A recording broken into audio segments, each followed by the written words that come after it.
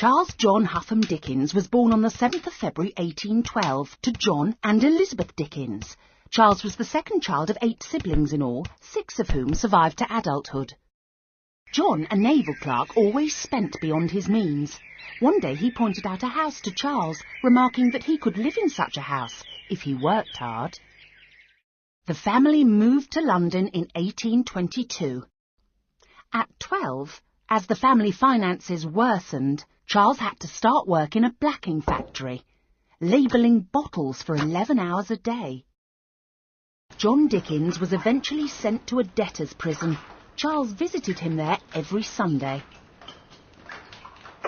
His youth left him with an ambitious drive. In 1827 he began work as a solicitor's clerk. From the surroundings of his unremarkable office, he began to collect names and characteristics of the people he saw. Charles began a journalistic career in 1831. Writing became his passion, working for the paper by day and on his own work by night. He was beginning to taste success. His first piece of fiction was published in 1835.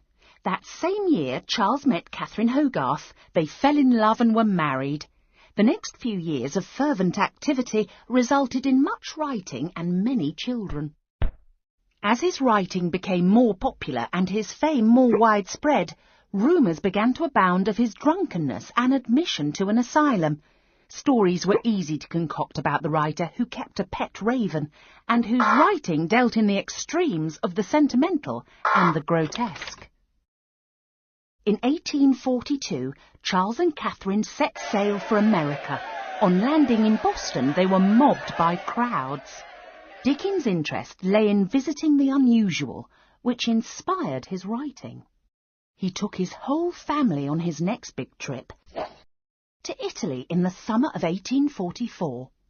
Upon his return, Dickens began to look for new diversions.